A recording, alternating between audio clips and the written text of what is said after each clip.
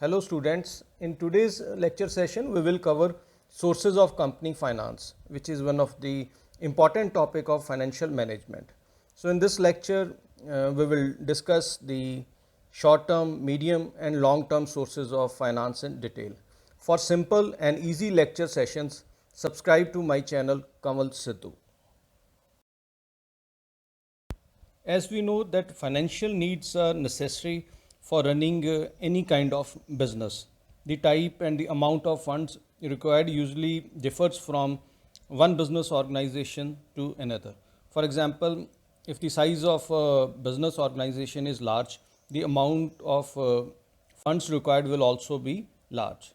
So we can say that every business need funds for both short term and long term period to be invested in fixed assets like land, building, machinery, and for day to day working capital requirements. And sometimes the business also needs fund to be invested in the shorter period. So based on the period for which the funds are required, the business finance is classified into basic three types. The first one is short term. So the short term capital, which is also known as the working capital, is the capital required for the purchase of raw materials and to meet other day to day expenses such as payment of salaries, wages, taxes, bills like electricity bills, water bills, and these loans are obtained usually for the period of 1 year or more.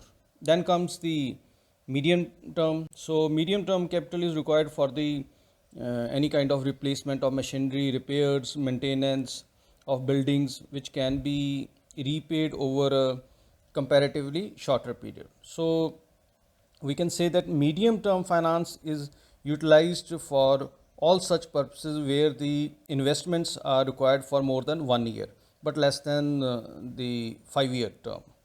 Then comes the long term. So long term funds are base for the financial structure of the firm. The long term capitals, which are also known as the fixed capital, is needed to acquire fixed and permanent assets like land, building, machinery and tools. As the capital invested in these assets is of a permanent nature, so the repayment of such loans can be made only over a longer period, and generally the financial needs of more than 5 years are covered under long term finance. So we can say that combination of short, medium and long term sources of finance is required for running any business successfully. Now let's discuss these sources of finance in detail one by one. First is the short term sources of finance. So after establishment of business, funds are required to meet its day to day expenses. As we know that raw material must be purchased at regular time, workers must be paid at proper time, water bills, taxes are also to be paid regularly. So we can say that for financing such requirements, short term funds are needed, and the availability of short term funds is important. And we can say that inadequacy or inavailability of short term funds may even lead to closure of your business. So these are some of the sources of short term finance. The first one are the indigenous bankers. The private money lenders and other bankers used to be the only source of finance prior to the establishment of the commercial banks, and they used to charge very high rates of interest, and we can say that they even exploited their customers. But nowadays, with the development of the commercial banks, they have lost their monopoly. But even today, some of the business houses depend upon these types of bankers for obtaining loans to meet their day to day or the working capital requirements. Then second comes the advances. So some business houses get advances from their customers or the agents against the orders, and this is the important source of short term finance for a business organization. So we can say it is a cheap source of finance, and in order to minimize their investment in working capitals, some firms uh, some firms having long production cycle, especially the firms into the manufacturing industry, prefer to take advance from their customers. Then the third is the installment credit. So this is another method by which the assets are purchased and the possession of goods is taken immediately, but the payment is made in we can say the installments over the particular time period, and generally interest is charged on unpaid price or it may be adjusted in the price. So then next comes the accrued expenses or the deferred income. So as we know that accrued expenses are the basically the expenses which have been incurred but not yet due and hence yet not paid. So these simply represent the liability that a firm has to pay, you can say, for the services already it has received. The most important item of acquired expenses are the wages, the salaries, the interest, and the taxes. And we can say that the acquired expenses are interest free. And similarly, deferred income are the income that is received in advance before the supply of goods or any kind of services. And they represent the funds received by a firm. It has to supply the goods or the services in the future time. And these funds are especially responsible in increasing the liquidity of the firm and are the important constituent or the source of short-term finance. Then next comes the bills discounting. So purchasing and discounting of bills is the important form in which the bank lends without any kind of collateral security. The seller draws a bill of exchange on the buyer of goods on such credit.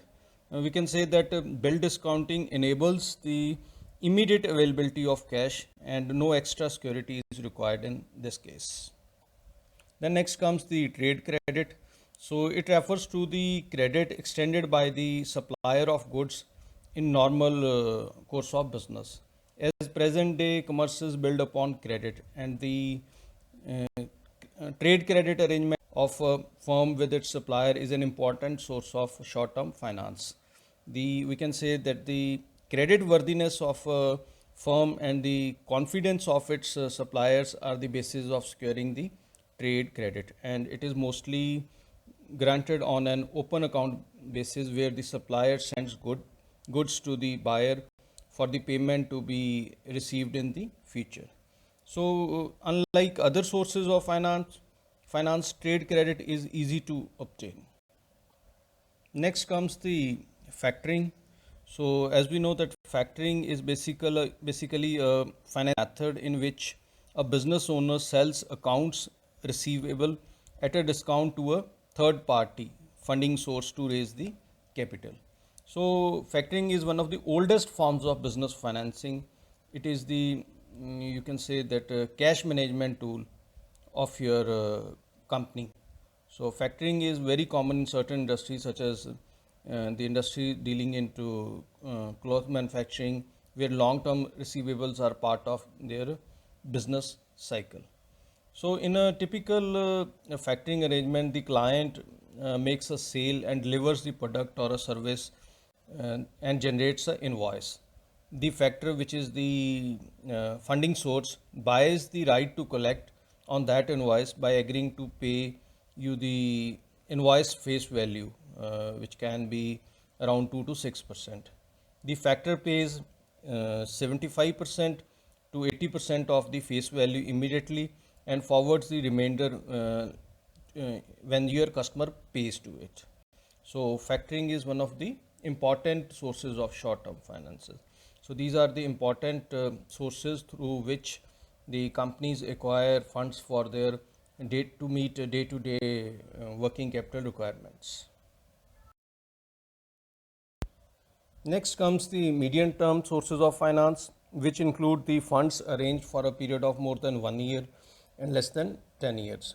So it is required for the permanent working capital, replacement of fixed asset, to buy new fixed asset for any kind of expansion programs. So these are the main sources of medium-term finance.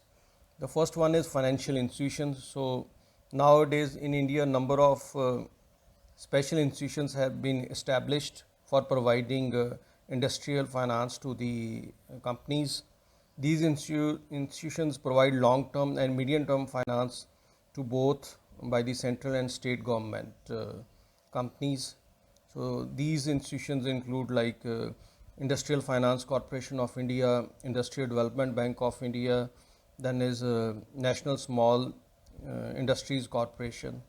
So these are the financial institutions which provide medium-term loans to the companies.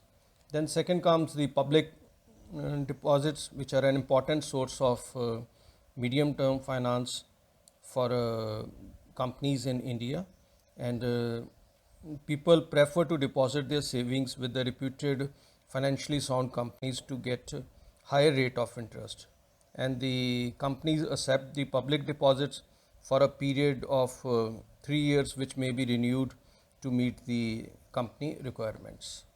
Then the third comes the investment companies. So investment companies like the insurance companies, then various trusts make short-term, medium-term, and long-term investments into the business organizations, and such investment companies comprise an important source of medium-term finance. Then the fourth comes the commercial banks. So as you know that commercial banks provide medium-term finance to the firms by underwriting their securities. The short-term financial facilities provided by the commercial banks may be converted into medium-term financial sources by renewing from time to time. Then next comes the hire purchase, which means hiring of an asset for a period of time, and at the end of the period purchasing the same. So the payment is done in installments, and the possession of goods is received immediately after the payment of the last installments. However, the ownership remains with the vendor until the payment of last installment. So this is the hire purchase through which medium term loans can be raised by the firms. Next is the leasing. So as we know that it is a contract arrangement in which party owing an asset, which is the lessor, provides the asset to use to another person, which is the lessee, over a certain agreed terms. So at the end of the period of that contract or lease period, the asset reverts back to the lessor unless there is a provision for renewal of the contract. So the business houses or the business organizations meet their medium term financial requirements through acquiring any capital assets on the basis of leasing. Then next are the internal sources. So companies finances their medium term requirements by using their internal sources, which include the retained earnings, the employee funds, and this does not involve any kind of interest burden on the company. Then is the redeemable preference shares. So business concerns attain medium term finance through the issue of redeemable preference shares bearing a fixed rate of dividend repaid on a, or we can say after a certain period according to the terms of the issue of the shares. Then is the redeemable debentures. So these debentures bear a fixed rate of interest and are repayable on or after a certain period of time. And the last source for medium term finances are the loans from the government. The central and the state governments provide various short term and medium term financial assistance to the companies which export their product or which have established their industry in the economically backward regions.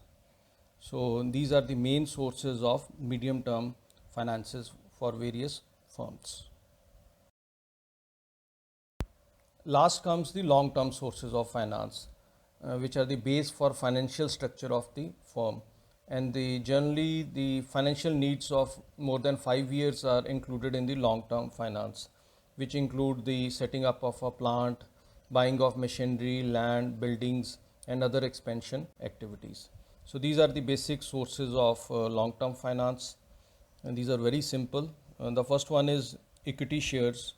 So equity shareholders are the real owners of the company, as you know, and they have the voting rights and you can say that they even enjoy the decision making authority in important matters related to the company. And they are the last, but they are the last one to get the repayment in case of liquidation of the company. Second comes the preference shares. So preference shareholders get preference in getting the dividends, and you can say that preference dividend is payable only out of the profits. So in this case, the preference shareholders do not normally enjoy the voting right. So we can say that the preference shares has characteristics of both the equity and have even some features of the debentures. So this is the second type of source through which the long-term finances can be raised by the company. Then next comes the debentures. So debenture is the security issued by the company against a debt. And in India, a public limited company is allowed to raise the debt capital through debentures after getting a certificate of starting a business. So we can say that debenture holders are the creditors of a company, and they are entitled to periodic payment of interest at a fixed rate, or we can say repayable after a fixed period of time, say it can be 5 years or 7 years as per the agreed terms. And but debenture holders do not carry any kind of voting rights. So debenture is basically an instrument issued by a company under his common seal, acknowledging a debt and setting the terms under which they can issued and are to be paid. So this is an also important source of financing the long-term finance requirements of a firm. Next comes the retained earnings.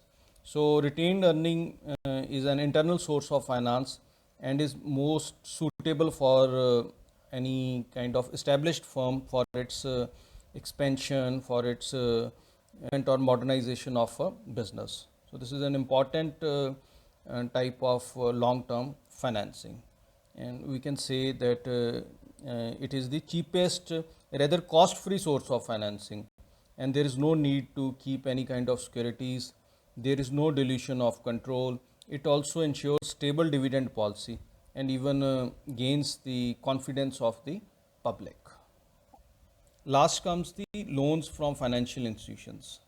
So these are also referred to as the term finance, which represent a source of debt finance which is generally repayable in more than 1 year but less than 10 years.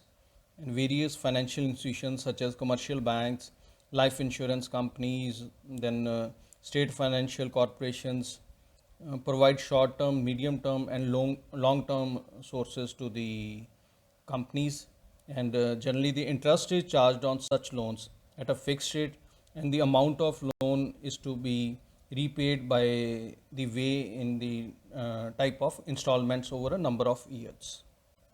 So these are main 5 types of long-term sources of finance.